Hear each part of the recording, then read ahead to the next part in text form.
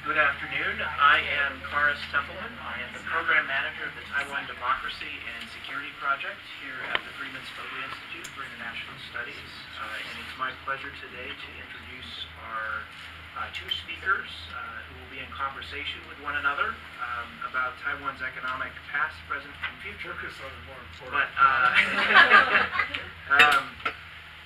that was Larry Diamond, who is a Hoover Senior Fellow and Senior Fellow also at the Freeman Spogli Institute for International Studies here. Professor Diamond has been involved in and has observed Taiwan politics over a long career, dating back decades. I won't say how many decades. He will be in conversation today with our visiting guest from Taiwan, and I will reserve most of my time to introduce our guest. So our guest today is Eric Zhu Liwen, who is visiting today as a private citizen, and he's been involved in a day of meetings with students, staff, and faculty here. We've had a lovely time, and we ordered up some special sunny weather just for him. Last week it poured, and so Professor Zhu has brought the sunshine with him from Taiwan. For that, we're very grateful. I'm not exactly sure how to address Professor Zhu because he's had so many different positions and titles over his long career, but I will focus on the political positions. He was the first mayor of the newly created Special Municipality of New Taipei, a position he held from 2010 until 2018. He just stepped down from that job, and so he is now officially unemployed. He has also served in several other elected offices and government posts in Taiwan during his career, including as a member of the Legislative Yuan, the Legislative Yuan in Taiwan from 1999 to 2001. He then ran for and was elected the Magistrate of Taoyuan County in 2001, a position which he held for 2 full terms. And then he became the Vice Premier of the Republic of China under the Ma Ying-jeou administration from 2009 to 2010, before running and winning the first election for Xinbei Shi in Taipei City.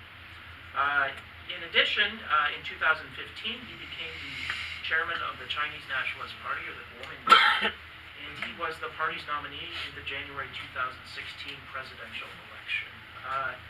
In addition to his political career, he holds a bachelor's degree in management from National Taiwan University and a master's degree in finance and a PhD in accounting from New York University. He taught briefly as an assistant professor at City University of New York before returning to Taiwan and joining the faculty of National Taiwan University, where he was promoted with tenure in 1997. So we're very pleased today to have Dr. Zhu, Mayor Zhu, and Professor Zhu all in one here to join us. The way we're going to run today's event is we'll invite Mayor Zhu to speak for a few minutes, give some remarks and reflections on Taiwan's economy. And then I will invite Professor Diamond up to join him at the table, and we'll have an extended conversation between the two. And then for the last portion of the event today, we'll turn it open to the audience, and you'll be able to raise questions for both of our panelists. So without further ado, I'd like to turn the podium over to Mayor Zhu.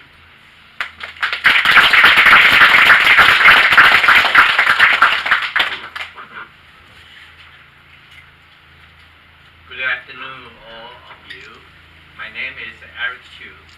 As Carl just introduced to you, I have so many titles: Professor, Mayor, Vice Premier, Chairman, but now I'm nobody. I'm Eric. So thank you so much to attend today's afternoon's talk. Before I want to have the talk, my staff prepare a transcript for me. I was hesitating, should I read the transcript and finish my job and nobody want to listen to, or just tell you my story. Finally, I decided just talk my story. This morning I came to the school. I I meet students. I feel I'm a professor again. Thank you so much to give me the opportunity to sit in the class, to share with Carl as a professor. I was a professor in accounting and finance. For such a professor, why were you involved in politics? It's a puzzle for a lot of my classmates in Stern, in NYU, because everybody in that class, when I was a PhD candidate, my professor always joked at us that you just downgrade yourself from the first tier to the second tier. He said, you got your MBA, you can join the Wall Street as a professional. Now you decide to study for your PhD, you will be a professor. From that P to the second P is a downgrade. But my professor said, never downgrade to a politician. So I should not go back to school anymore. So thank you.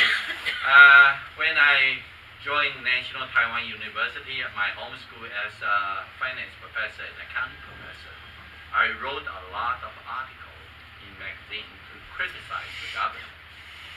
And I think we should open our system, financial system, to international society, make Taiwan more competitive to the rest of the world. That's my motivation finally. I said, try to write an article. You should do something to change the law, you yourself. That's the motivation I run for the legislator, 立法委员, at the age 37. I won the election and became a member of the finance committee and the chairman of the committee for a while. I never thought I would run for the mayor for my hometown, Taoyuan. Anybody come from Taoyuan? Okay, one. Two. Thank you. For the rest of the people in this room, you may not know where is Taoyuan. Taoyuan is an international airport. You may know that one. We're citizens today, 2.3 million people. So it's not a small town. It's a big metropolitan. I was born there.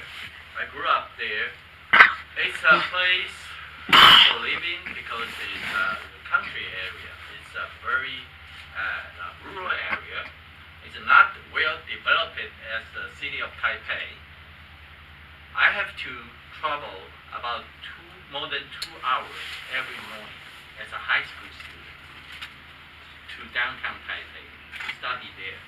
Otherwise, I would have no chance to be a college student because it's countryside.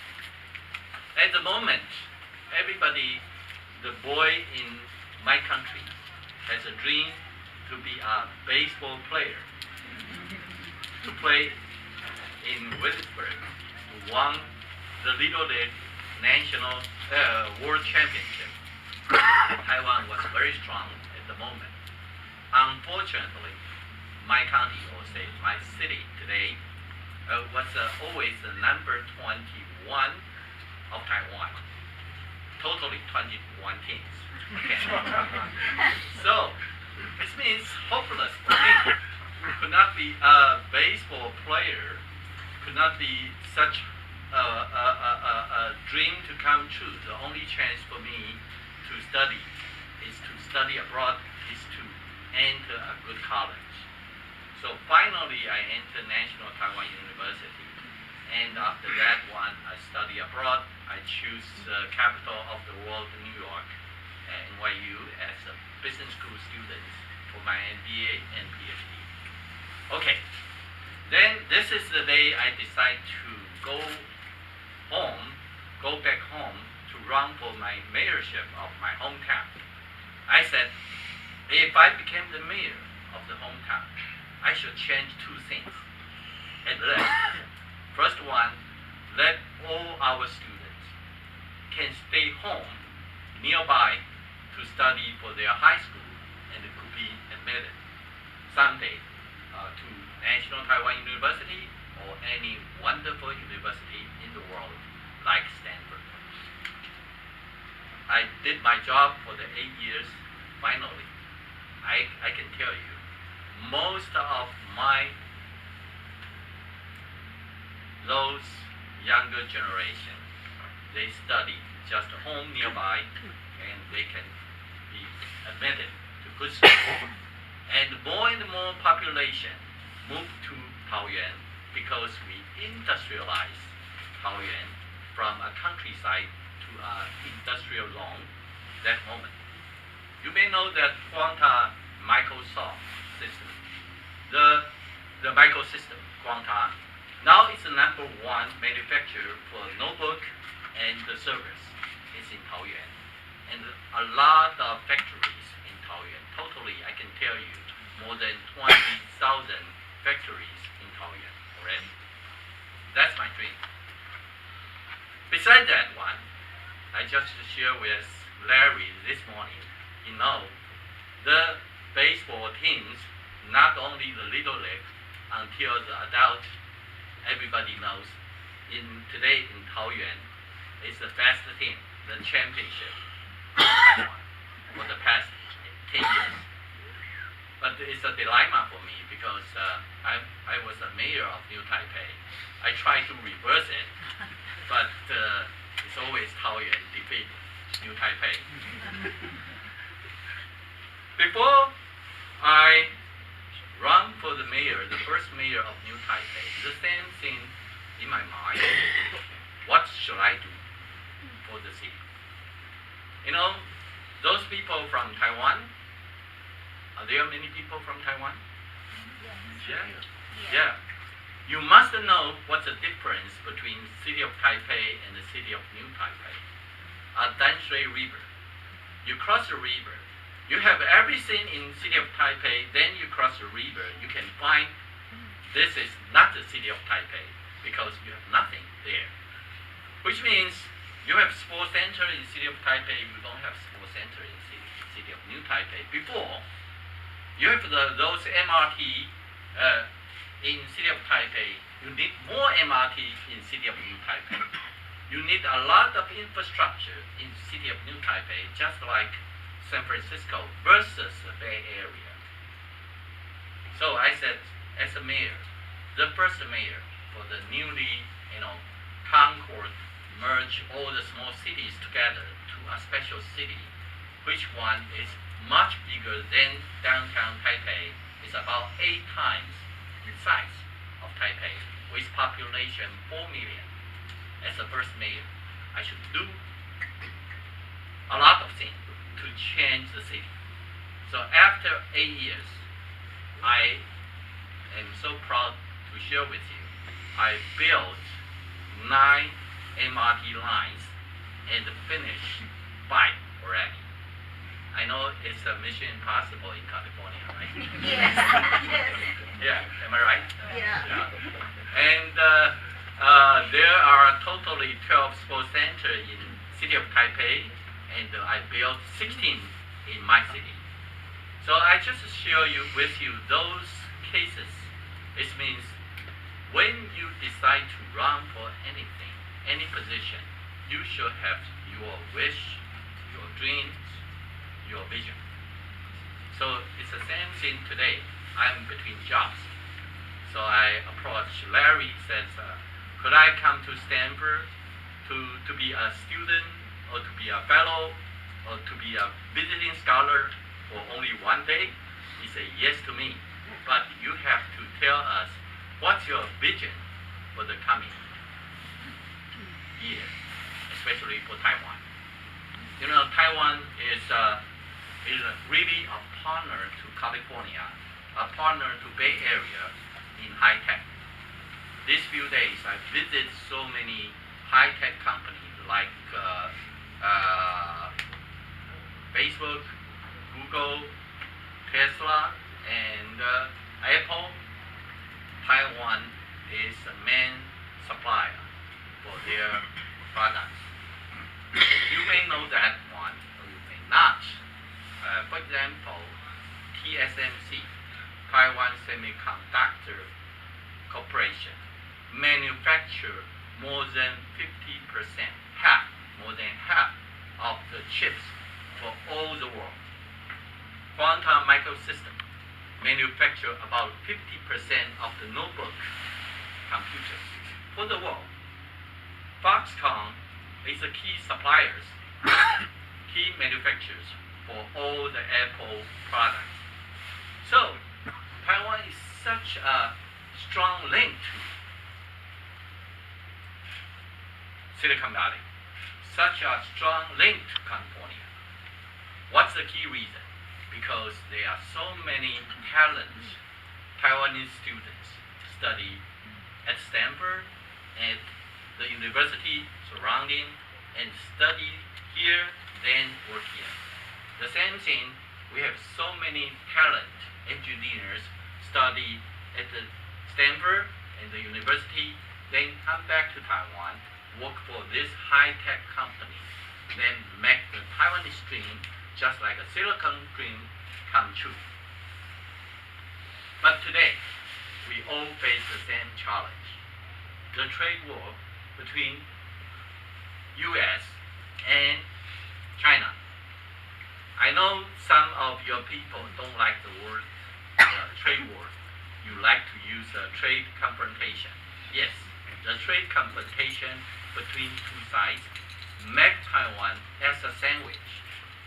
Today, a lot of professors, scholars ask me, what's your position for this trade confrontation? Is that good for you or bad for you? Is that one opportunity for you or is that one crisis to you? I say, yes, it's crisis to you. To us, it's also an opportunity to Taiwan. As I mentioned, more than 50% of the chips, more than 50% of the notebook, and the key supplier of Taiwan's ICT products to US mainly manufactured in China. So today, if you read the report, 8 out of 10, the top 10 list of Chinese exporters are Taiwanese companies.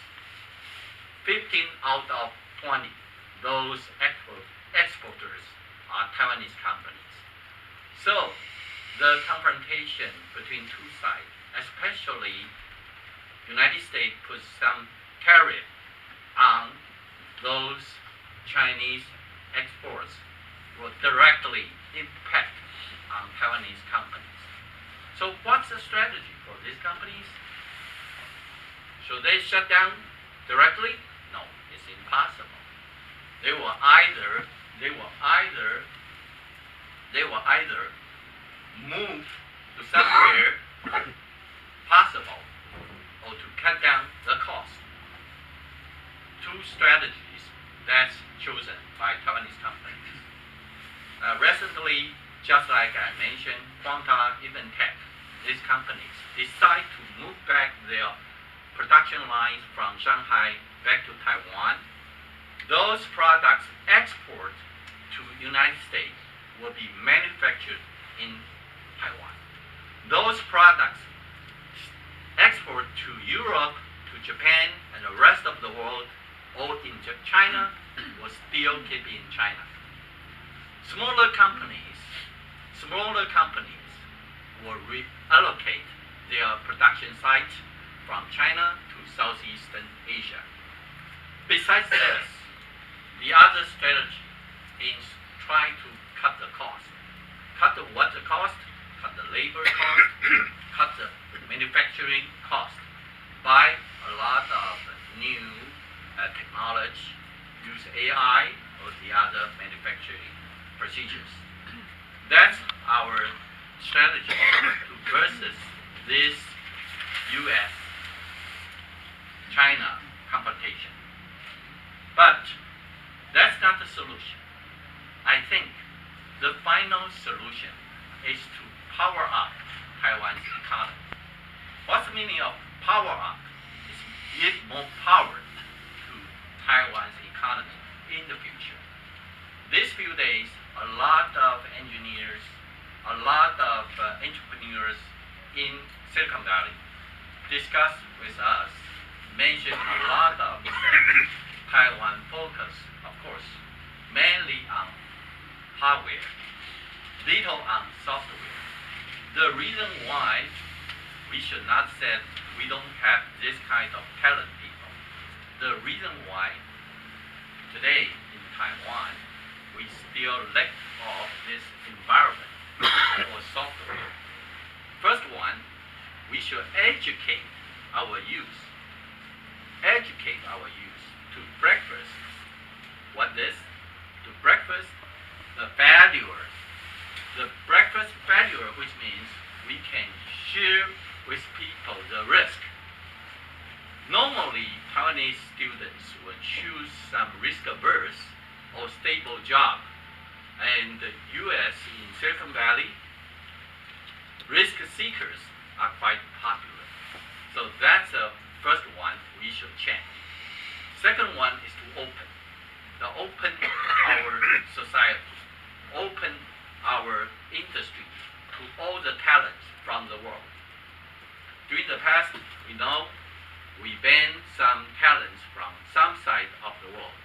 We welcome some talents from Southeastern Asia. In the future, it will be open to all talents from the world to be welcome to Taiwan, to join our innovation, to join us new industry. That's the other one. Third one is to open our regulation. We still keep too much restriction to our new economy industry. For example, today, AI, blockchain, cybersecurity, and the rest of the new energies, etc. We do need to open our society. We need new regulation. That's the reason why Jason Xi this time come with us to listen to those entrepreneurs, to listen to those engineers, what's the new regulation for us, for new economies. So, to power up our country, we should change our atmosphere to innovative, to new economy, to open our regulation, to open our door for new talents, and of course, to encourage our students to breakfast the failure. The second power up is, I will mention, is about we call Chinese culture as a legacy, as an asset to us. How many of you have ever visited Palace Museum in Taipei? You. Do you know there are two palace museums in the world? National Palace Museum in the world, one in Beijing, one in Taipei. Do you know what's the difference between these two palace museums? Okay. Beijing has the palace. Taiwan has the museum. Do you understand what's the difference? The palace, you have the building. The museum, you have the collection. So, I want to mention this one to you, is Taiwan is a sense of Chinese culture. It's a place you can enjoy the traditional Chinese culture. Not only for tourists, but also for education. Yesterday, Jason and I visited an experimental higher institution called Minova. Do you know Minova? Minova is a project. It's founded by Ben Nelson. Ben Nelson is an entrepreneur. He gives a new idea for higher education. So there are many articles that the Minova is a place even harder to be admitted than Harvard and Stanford. I don't know whether it's true or not, but it's written in the article. We just visited Minova yesterday, and the founder, Ben Nelson, mentioned to us they decide next January will bring all their students to Taiwan for 4 months, 1 semester, because they usually rotate their students around the world. They choose Taiwan as the best place to experiment than the Chinese culture. They said, we are the best place for Chinese culture. Not only the Palace Museum, but also what's cultural insight for the people. So I think Taiwan should really enjoy and promote our Chinese culture for tourism, for education, or even for film or for music producers. Recently, the other story is HBO and Netflix and Disney, Fox News, Fox companies. They decide the Line TV. They decide to produce many programs in Taiwan. Not because of the reason somebody says we have cheaper labor. No, not the reason. They said the main reason is we are the so-called traditional Chinese society. And plus, we are a democracy, a free thinking, free society. You can have any kind of topic if you want to have your program, your film, your music in the future in Asian society, in Asian world. Taiwan is the best place to produce these programs.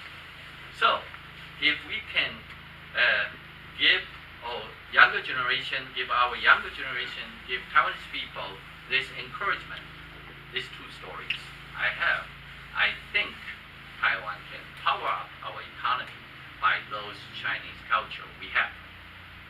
The third one I would call life economy, to power up our economy. The life economy is I experienced 16 years as a mayor. New economy, high-tech economy, only benefit partial of the people. For most of the people, they say it's remote. It's so far away from us. We cannot benefit from the achievement of those new economy. Life economy is what we have surrounding us daily life, like what we eat, what we accommodate, what we entertain, and what we educated, and what we care for our children, what we care for our elders. For example, when I became the mayor of New Taipei, some youth come to me and say they want to back home as a farmer. They want to be an organic farmer. But of course, their parents say, no way. You have those organic vegetable or organic fruits. It's not sellable. It's not marketable in any place because you should have a higher price, not good looking like a traditional one. So their parents will not allow them to do so.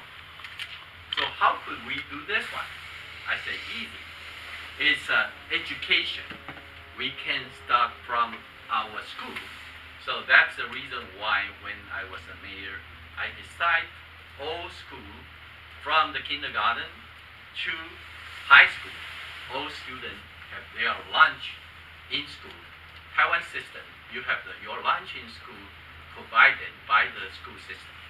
Okay, I said the students should eat organic vegetable or organic fruit at least once a week. You know, suddenly about 380,000 students consume organic vegetable or fruits every day. Then you can see what's the result. It's about 28 times of their production. So that motivates a lot of the youth back home to southern Taiwan or anywhere in Taiwan to be organic farmers. they can convince their parents, their grandparents, I can make a living because we contract with the government, New Taipei City. Besides that one, everybody has summer vacation or winter break because student off, then they can have a break. So they enjoy the new job, they enjoy the new economy. So one idea from our life can create resources, create income for the people. So that's a story I want to share with you. That's a life economy. We can power up Taiwan from the daily life, no matter what you eat, no matter what you accommodate, no matter what you entertain. I don't want to spend too much time on this one, but I think that's the three engine we will power up Taiwan. Based on, very important, as a pilot, you need not a headwind, you need the tailwind. Headwind, you cannot fly easily. Tailwind, you can fly, faster. The tailwind is efficiency of the government. Today, we can enjoy our government by a lot of modernization to deregulation to digitalization of the government. We can easily erase a lot of regulation. I know somebody complained to me today in California, said they have to go to Sacramento to file a license. I said, no, you just online to do it. Because in Taiwan, I said, it's one government. And one government you can do everywhere, in any office, or your home online. That's efficiency government. So that's a tailwind for the pilot in the future. Finally, democracy is the base for Taiwan. Taiwan during the test, who is the gentleman? Oh, okay. Who is the lady? You don't know. Must be my spouse, right? Democracy is the base for Taiwan. She's not stuffing the ballot, is she? We are waiting for the photographer to finish. Okay. Final thing, I think, is the democracy. Very important in Taiwan. We enjoy the same democracy as you. That's daily life for us. That's the base for us. Just like the motto of Stanford. The motto of Stanford. The freedom. The wind of freedom go. So the same thing on the other side of the Pacific. The freedom will as well in Taiwan. So let's give us some encouragement, because this is somebody who doubt the democracy. Today, I think we should have confidence on our democracy, no matter in Taiwan or in California. Thank you.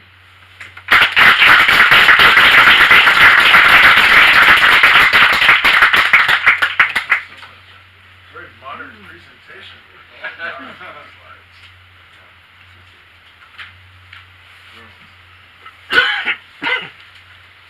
I'm sure that our president could give a similar PowerPoint presentation. You are president of the university or president of the country? No, that was an ironic statement.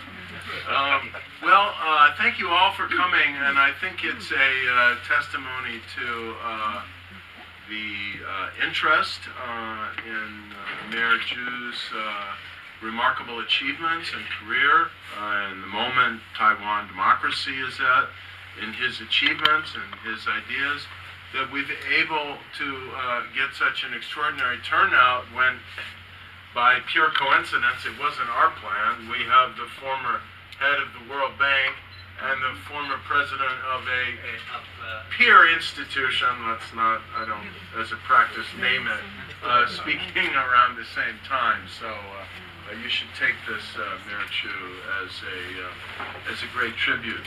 So many of the questions I'd like to ask you now revolve around this fact. Taiwan is a member of the club of advanced industrial democracies, and it has much of the same promise, much of the same liberal character, and many of the same challenges as other liberal democracies around the world. So these are some of the things I'd like to chat with you about for a few minutes before we open it up. First of all, if you're going to power Taiwan for a new era, it's going to need electric power. There's been a little bit of a debate about where that's going to come from and what the role of nuclear power will be in that. So do you have any thoughts about how you're going to literally power Taiwan up for a new generation of economic growth in terms of electric power, and what the role of nuclear power will be in that? Okay. To power up Taiwan, of course, we should guarantee sufficient power to our economy. That's very important. And as a government, you should have to keep all the weapons you have on your hand. So, today, we just passed a referendum last year.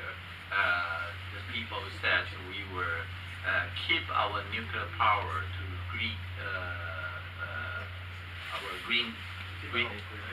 keep developing our green power. Now, I think that's important, which means we cannot set just a rigid date just as before. 2025 is a deadline for nuclear power. I think now is the time to change. So our LY, our Legislative Yuan, will remove the limit for that day to keep people the confidence we have sufficient power. Okay. The second one is not only the sufficient power, is the climate change is the other challenge for us. So those power come from the clean power will be the number one for us. No matter green power or those relatively clean power should be chosen as the first. Third one is a cost reason. Recently, I discussed with many scholars. They told us that the cost of any kind of power are changing very soon. Because, for example, the green power today is very expensive in Taiwan, but they said because of the maturity of the industry, those suppliers will supply more equipment soon. So the price of green power will be cheaper soon, not like today. So your strategy or my strategy in the future will depend upon which one is cheaper for our choices. So we'll be totally open-minded for all this kind of things we should have. One of the things that has struck me as I participated in a series of conferences that our former Secretary of State, George Shultz, has organized about the future governance challenges confronting democracies around the world, has to do with not democracy, but demography. And given your PhD in accounting and your, I'm sure, love of numbers, let me provide a few numbers here. The birth rate in Taiwan now, for replacement, steady population size, fertility has to be about 2.1 per couple. The birth rate in Taiwan, Korea, and Japan now, they're very close to one another. We are competing the lowest. Yeah, it's around 1.2.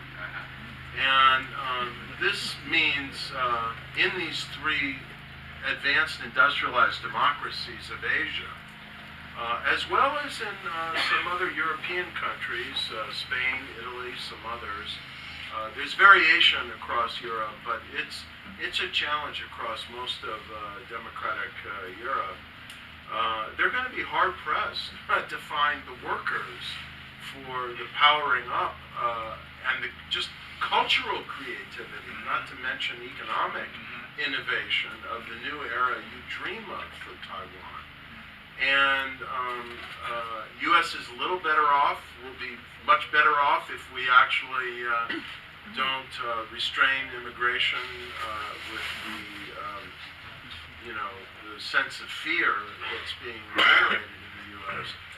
But if you look at what the implications are for the aging of the population in Taiwan, if you look at what the implications are, we were talking over lunch about the securing the pensions for military veterans, about being able to pay for the pensions of a retiring generation in Taiwan. I have a very simple question for you. Where is Taiwan going to get the people to power up its economy that are young enough to sustain innovation, cultural creativity, and so on? Thank you. I think for modern society in Asia all face the same challenge for the low birth rate, not only in Taiwan, Korea, and Japan.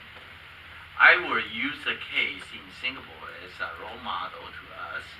I don't have to use the same case as Singapore. As use my case in Taoyuan and my case in New Taipei. When I was the mayor of Taoyuan at the beginning, the population was 1.6 or 1.7 million. Now it's 2.3 already. The population when I was the first mayor for New Taipei was 3.7. Now is about 4 million already. The reason we attract those people from the other cities to work in our cities, okay, to provide the opportunity for them. Of course, city is different from the country, but I use Singapore as the next case. When I visited Singapore 10 years ago, they said our goal was 3 million 10 years ago. Then, a few years later, they say our goal, our target is 4 million. Today, they are expecting to have 5 million people in Singapore because the society needs 5 million workers or laborers for them. What's the difference between Taiwan and Singapore? Singapore is very open to those immigrants, very open to those foreign workers. Taiwan is still the society very tough for any immigrant. The day before yesterday, somebody said, if you want to immigrate to Taiwan, even you marry somebody there, you have to wait so many years to get your, not ID, yes, your ID, but not citizenship, only residency. So that's one we should overcome very soon. We should not keep our society as before, says it's closed society. We should open our society. We should compete with the rest of the country in Asia for laborers, for people, for talents. So not only talents, but also the rest of the labor workers, we should compete. We should have a strategy for the country as a national strategy. How many people we need? What's the population? What's the ideal population for our country, for the elders, for the younger generation, for those factories? That's a national plan. Then if we don't have our younger generation ourselves, then we have to welcome all those immigrants abroad. Okay? So, yeah. Okay. Great. This is really interesting. You're the first significant political leader in Taiwan that I've heard speak about this. Now the next question follows on the last question. Many of the advanced, industrialized, liberal democracies in Europe, in the United States, are in Australia, I think, struggling with concerns about immigration and what this will mean to some of their absorptive capacity, but just kind of cultural divisions. And we're living in an age, as our colleague here at the Center on Democracy, Development, and Democracy, Frank Fukuyama, has written about, in which identity seems to become even more important than it has been. And of course, you mentioned the word identity, and one immediately thinks of some of the challenges Taiwan faces in terms of having significant identity divisions. So where do you see the identity challenges of who is Taiwanese and how people think of themselves between Chinese, Taiwanese, maybe some new version of Taiwan as more of a pan-Asian leader? I don't know. How do you see the identity challenge evolving for Taiwan and still presenting challenges for Taiwan? I just answered a similar question a few minutes ago in the other panel. Okay.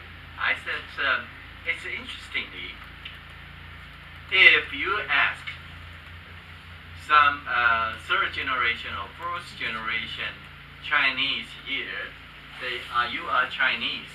He said, yes, I'm a Chinese American. I'm a Chinese American. If you ask even the Prime Minister of Singapore, Lee Hsien Loong, are you a Chinese? He will say, yes, I'm a Chinese, I speak Chinese. But in Taiwan, if you use our Mandarin or Chinese characters that are you a Zhongguoren, that may get different kind of answer. Because somebody will ask you or respond to you that the meaning Zhongguo is means PRC or ROC. PRC is the People's Republic of China, Beijing. ROC is the Republic of China, Taipei. So, in Chinese character, 中国 is different from Chinese, 华人 or 中华. So, for the culture, it's the same thing. We say we enjoy the Chinese culture. 我们非常喜欢中华文化，台湾是最重要的中华文化的精华地的所在 ，which means Chinese culture. It's very important here. So, Chinese, this term, in English, is different from Chinaman. I don't know whether it's correct, So, the Chinaman may be confused to some of our people because of the political reasons. But the Chinese is a term in English we should accept as our culture, our nature, our race. But with generational change, I thought you were going to say something else about third and fourth generations, which is what's been happening in Taiwan. Do you see the divisions along the familiar identity lines, people who have been, identified as so-called mainlanders, people who have been identified as so-called, quote, native Taiwanese? Is that a salient cleavage anymore, or is that changing? No matter how many generations, I think the government should tell the people where you're from. Okay, your ancestor from. Okay, your great-great-grandfather from. That's your history. We should be very proud of our Chinese culture, no matter the political reasons. The political reasons for so many dynasties or so many regimes is only short term. The Chinese culture is such a long history, 5,000 years. We said at least 3,000 years. So, you visit National Palace Museum. I said, we have the collection.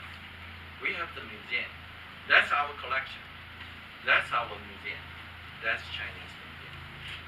That's our content. That's what I think. It's part of your heritage. Now, if we can go from national identity to state identity, and we'll go to the audience in just a couple minutes. So there's the question, the eternal question of, for the moment, what is Taiwan, Republic of China? I think you've had, your party has had a different attitude about this than the current ruling party in Taiwan, and it is to return to the 1992 consensus. So maybe, if that is your position, maybe you could articulate how you think of that. If you ask the ordinary people, I mean, most of the people in Taiwan, what's your number one wish for the coming few years? The people will say a good economy, good life for us. What's the second? They said a peaceful relationship to mainland China for security reasons. Okay? So, any government can govern us with good result of economy, with peaceful relationship between two sides, will be a good government. My party, of course, we insist, and we are the party, create so-called the 1992 consensus. And after that one, we move forward. DPP is a party. Say no consensus. Then people in Taiwan, after about 3 years, will ask you, no consensus, then what?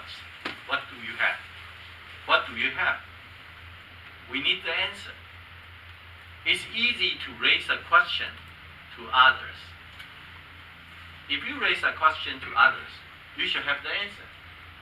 But what is your answer of what the 1992 consensus is? I know that one. You may mention again. We said finish. It's a 1992 consensus. It's a creative ambiguity. So ambiguity is an ambiguity. Then move forward. If you want to have a clear answer for that one, it's not ambiguity. So it's kind of like strategic ambiguity for the United States, like we were discussing over lunch. We don't guarantee that we're going to intervene militarily if there's a conflict, but the PRC had better know that we don't guarantee we're not going to intervene either. You answer it. One last question before we go on. We're struggling in the United States. Europe is struggling, European democracies, with a problem of seemingly everywhere, it seems, growing political polarization driven by social media and just real kind of unleashing of a lot of venom and trashing of other people and disinformation, misinformation, and increasingly bad temperament on social media.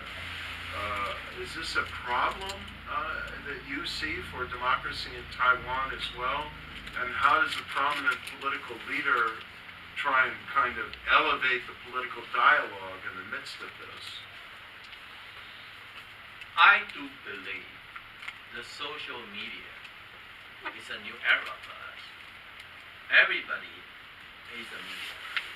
Everybody has a right, has the power to speak out. So, it's a challenge not only to the media, it's a challenge also to the rest of the world, including politicians, including government. For example, today, as a local mayor, you should watch all the social media response to anything, any accident, any happen to on the road, some garbage on the road, or anything happen, it's on the social media. So So it's good for government to respond, not through the reporters, not through the media. So it's good hand.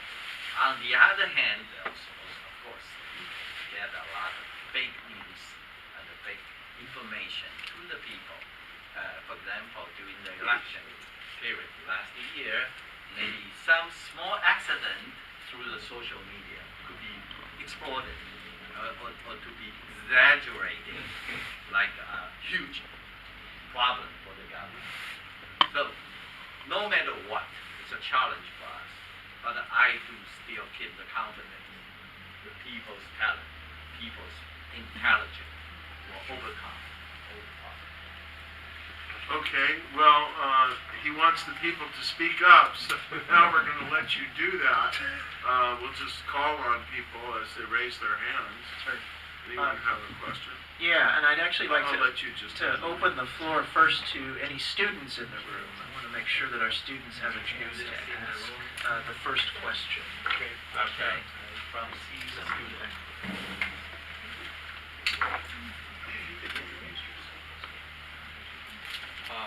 I'm a PhD student from Taiwan, and I'm a PhD student at Stanford University.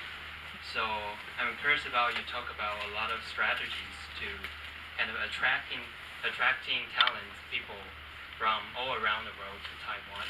But there was a report coming out from the University of Oxford. It said that by 2021, Taiwan will be the country which needs the most human resources among all the countries in the world. So how do you kind of deal with this and compete with other countries around Taiwan, and also compete with the United States? For example, you might meet some talented Taiwanese students and also some students from China, but I would say like most of the Taiwanese students, or maybe all of them, would like to stay here rather than go back to Taiwan, because the current status quo in Taiwan is not so good. So if you have the chance to be the next president of Taiwan, how would you do with this dilemma? Thank you. Tell you a number. Per capita GDP last year for Taiwan was $26,000 US. Compared to United States, I mean, it's very low. Do you know what's the PPP last year? Purchase power? Purchasing power parity. No? Yeah, of Taiwan, 55,000. 55,000. In other words, your money goes a long Yeah, way. so it depends upon what's the living standard, what's the cost of your living. So that's the reason why a lot of people still choose Taiwan as their place for living. But compared to the Silicon Valley, sorry, you said I know one of them. Yeah. Okay. And we have a good environment. We have a good educational system, relatively cheaper. We have good transportation system. You don't have to have traffic like this area for such heavy traffic. We have a health insurance system, national health insurance system. But we should provide more opportunity for you. If we can power up Taiwan, as I said, the new economy. Today we have some entrepreneur come with us. He said, don't worry about the low salary in Taiwan. If you can come back, those high tech or those new industry will provide you a very good salary and good bonus in the future, just like startup here. So if you can link Taiwan to the U.S. Silicon Valley or to the rest of the world, give them more opportunity, I think we will attract the Taiwanese students back home, and we can attract some Asian students come to Taiwan to work there, to enjoy good life there. Thank you. All right. Saw another hand over here. Man with the Berkeley sweatshirt? We're very tolerant here. We don't have to I'm going to Berkeley on Thursday. Yeah, I'm going to Berkeley on Thursday. So no discrimination. Alright, so I'm a student from University of California, Berkeley.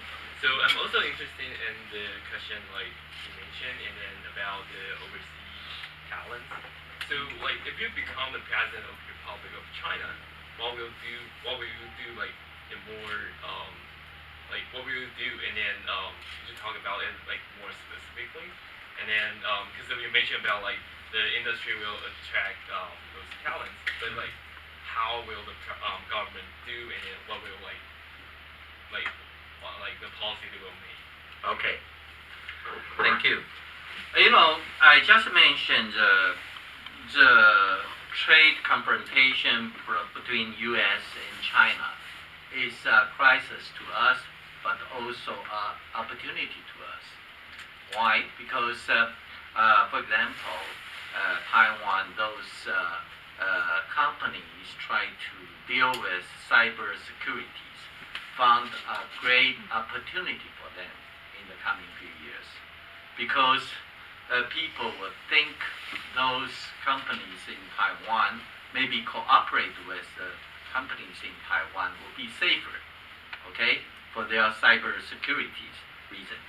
The second one, regarding to the data economy, they think Taiwan is not a big size enough, but they can still count on Taiwan to collaborate with Taiwan for R&D center for those data economy. For AI, it's the same thing, especially for AI manufacturing. If they can collaborate with Taiwan's manufacturer like Foxconn, like Quantum Microsystem, like ASUS, like Acer, Wintron, they can use AI technology in our manufacturing. So those companies in U.S., they found Taiwan is a reliable, worthy partner for them due to the trade confrontation. They don't have to worry about those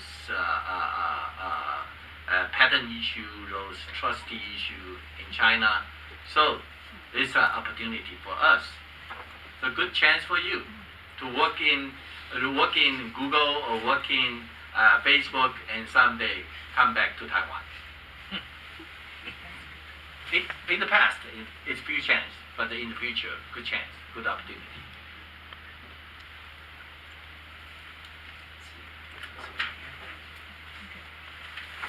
Hi, my name is Elizabeth Chen. I'm a patent attorney, born in Taiwan, but been in the United States for over 40 years. So How many years? 40. 40. Oh. Maybe longer. But anyway, so many of the questions addressed so far is about identity of Taiwan. So I'm going to go at this from another angle. I heard the Taiwanese government is going to make this Taiwan a bilingual state by 2020, English and Chinese.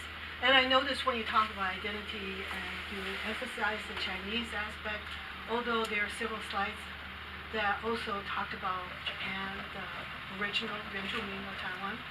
So my question for you is, what do you think the current government's policy of making English also a national language when I guess the lineage, because usually a national language should have some kind of lineage ethnically, socially, politically, and the English aspect. Thank you. Thank you. As mayors for 16 years, probably I'm the only one for these two super metropolitan mayors for consecutive 16 years. I said it's a great challenge. It's a great challenge. Not easy as a government, such a government of today's administration says 2020 the English will be the nature language. Because elementary school or the kindergarten, elementary school, the high schools is under the local government. The mayor has the right to decide. It's not like American system. American system, the school board decides everything. But in Taiwan, our mayor is a super mayor. Super mayor, which means you run the government, including a lot of departments, including schooling, including hospital, including police, including firefighters, including everything. So, responsible to you, just like Mayor Han, the new Kaohsiung City mayor, he said the bilingual. So he can promote that one. But I can tell you, the mayor Lai, the William Lai, the ex-premier, just stepped down. When he was a mayor in Tainan, he said he would do that one 8 years ago. But I can guarantee to you, our students in New Taipei City can compete with them in English, or even much better in English than them. So you should create the environment first. You should create the environment first for those students. It's my experience. It's not so easy for those students that the government say easy. It's a slogan that, okay, 2020 is bilingual. It's a long journey we have to go. I guess my point would be, doesn't make any sense. Because the national language should have some meaning to the people. Oh, not natural language. It's a bilingual. It's a one more language learned in school. Okay. Natural language, you should ask your mom to speak English. Right? It's mother tongue. It's not so easy. Thank you. Okay. Next. Did you have a question? Sure. Rex Chu, I'm faculty in the medical schools. Born in the U.S. and grew up in Taiwan for about 10 years. Anyway, so I have a question regarding the brain drain issue. I think the elephant in the room is that in U.S. there's this security, like, the country will always, you have rights and able to proceed with their business and academic endeavors. When you have, as you mentioned before about ambiguity, there's this threat of looming China that might come over and maybe destroy what you might want to create or limit your creativity. So, I can understand a lot of people who can make it here in Silicon Valley or the rest of the U.S. would prefer to stay here just for the lack of that danger, looming. So that's one question. The second, I was interested how you're mentioning about having more inclusive immigration policies. Are you envisioning that the new immigrants can potentially absorb the Taiwanese culture and become voting members, rather than just residents, but also have political power? Because in essence, that's the ultimate freedom. It's not just trying to make a living and not, and survive in the economy. Because back in the slavery days, you can be a nice slave owner, and that means your slaves were not, surviving in the bad environment, but still they don't have the freedom. So in a way, ultimately, there has to be a vision of achieving something that you feel like you're building towards something that your future generation can be proud of. Thank you for your question. In response to you, the first part, I would say during the past decades, we are so proud of our two achievements in Taiwan. One is our economic development, which one now today, on the other side, China, gradually became a so-called developed, not yet, but developed country. That's the first one. Second one, I think we believe Taiwan is a democracy. Democracy is our best weapon to mainland. So we believe we live in a liberal, freedom, democratic society. It's our honor. That's the choice we have. You may say, that's not a weapon.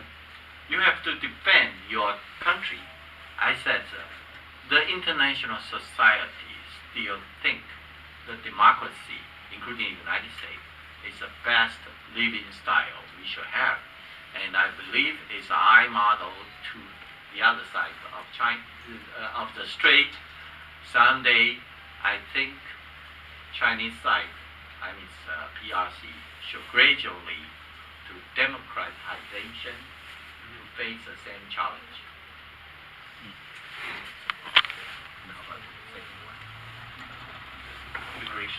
immigration. Immigration. I'm very open-minded. Today, I can tell you not only the right to vote. I'm the first party and the first party chairman to nominate a new immigrant to be the legislator. Okay, she's a legislator now. She can speak our Mandarin and Taiwanese dialogue as well. She married to a family in Zhanghua and Linlichan. Originally from Cambodia. Originally from Cambodia. She's such a distinguished legislator. So someday, maybe not only a legislator, will be a mayor of the super city or maybe the leader of the country. So we are open-minded to all the immigrants. Immigrant society, you gotta love it. Yeah.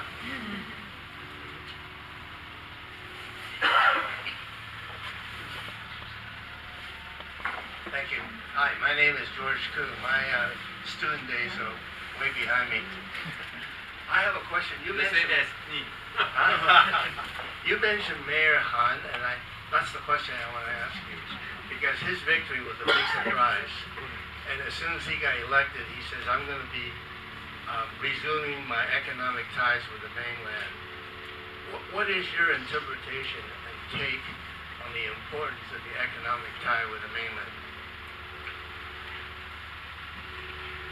No matter geopolitics or economic ties between Taiwan and China, I mean Chinese side, Chinese mainland, Taiwan is always a very important position to us.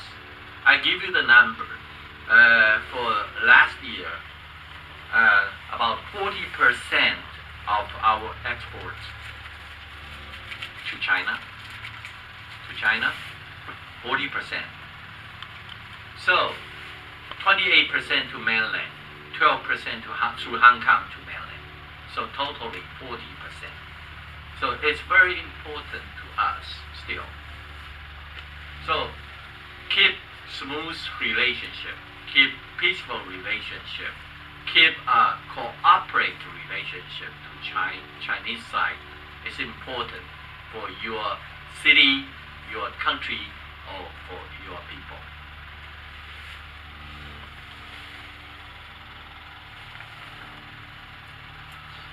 This gentleman has had his hand up for a while. Please introduce yourself. Microphone. Well, I was born in Taiwan during Japanese occupation. Okay. And then Professor Zhu, you emphasize so much about Chinese culture. That's the only culture you can learn from Taiwan. I felt that you are emphasized too much of Chinese culture because Taiwan has been occupied by Western country, by Japan for a long time. And then when I was living there, I felt that during the Japanese occupation, we are considered the secondary citizen. But then the Japanese government, those bureaucrats are very clean and very fair. We have open opportunity to go to the higher education and then proceed. But then, when you talk about, emphasize so much about Chinese culture, like the Chiang Kai-shek government, he is so corrupted and he is very vicious, kills so many people. And then when you talk about Chinese culture, the contemporary Chinese culture, I don't think you have so much to be proud of. Taiwanese has a lot of Western cultural information and foreign country information. And so Chinese culture is very, very nice to me because I was born there and I see so many things. And so emphasize too much Chinese culture, especially contemporary Chinese culture, I don't think it's not so much of to be proud of. And I feel that very good. I feel that Keep quiet. you might have to change Be respectful. the cultural education in Taiwan, and then like Professor Derry Lyman said, mentioned that the identity issue, that's another big question there. Thank you for your question. I know it's a free society, so whatever you think, you can say. You probably said you probably read the project we have. I said Taiwan's culture, including the colonial era, like Spanish. You forgot to mention Spanish, Dutch, and Japanese, and Western impact on Taiwan. And you forgot to mention the Aboriginal people linked to Austronesia people, I mean island people in Pacific. So Taiwan is a very diversified society with different kind of impact on culture. But today I don't have so much time to explain all the detail. I use a story about the National Pottery Museum, the best part of our collection. I don't think that's contemporary, as you mentioned. That's our ancestors' wisdom. It's a collection of the historical best parts we have. That's our tradition. The second one I want to mention to you is a character we are using is authentic one. Authentic one is the traditional Chinese character. It's different from the simplified system in mainland China.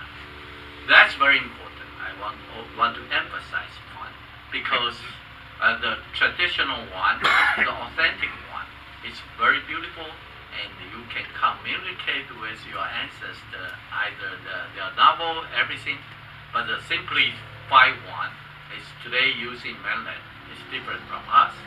So I said that's the reason why we are the we are the elite of the traditional Chinese culture. Thank you.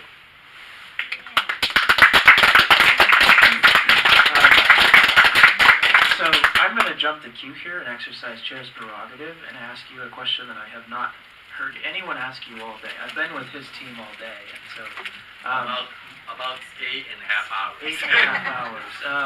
So since you are an accounting and finance professor by training, I want to ask you a tax question. So by way of introduction, Tsai Ing-wen was here on a similar visit to yours in 2015, shortly before she became president, and I got to ask her this question as well, so you're really on the spot. So now. there's a precedent. There's a precedent. And the question is simply that Taiwan, when you look at the government's take of total tax revenue, of total GDP, so tax revenue going to the government as a share of the total economic productivity of the country, is actually quite low in comparative perspective. Yeah. So in other words, Taiwan taxes very little relative to the size of the economy.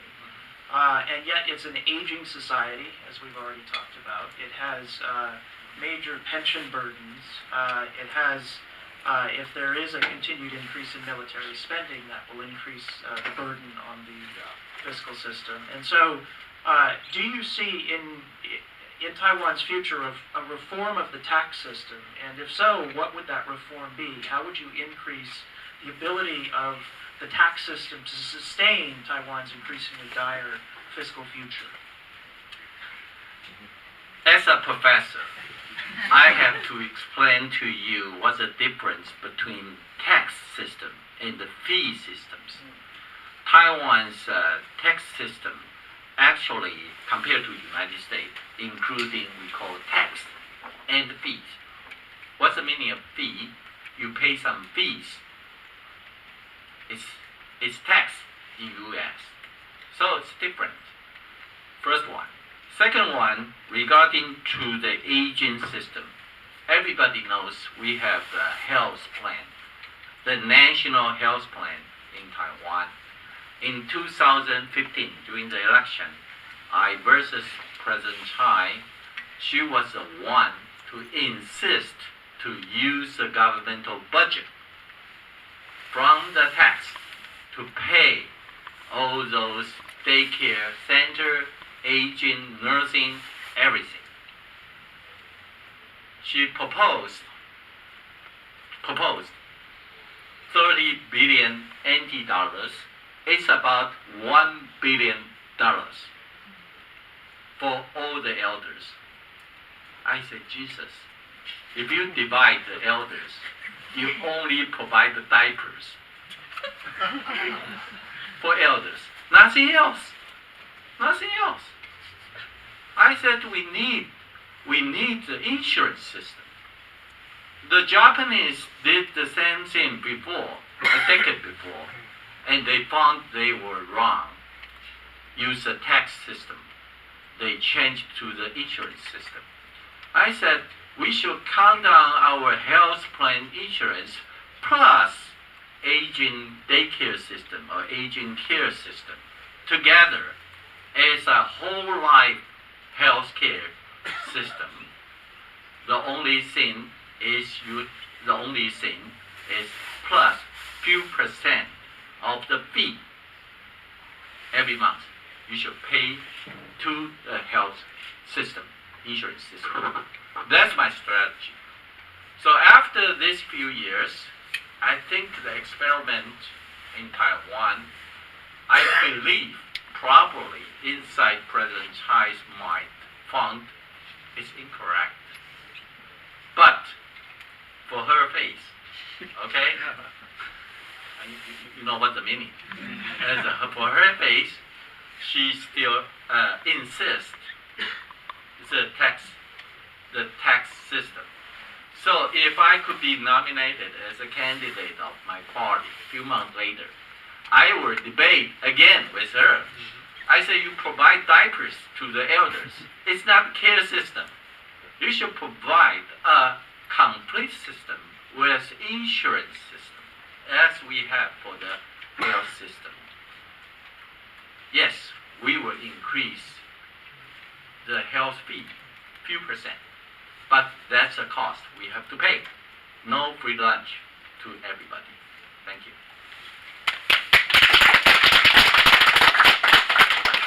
We have time for, I believe, one more question. One more. And I want to get a student here with the last question.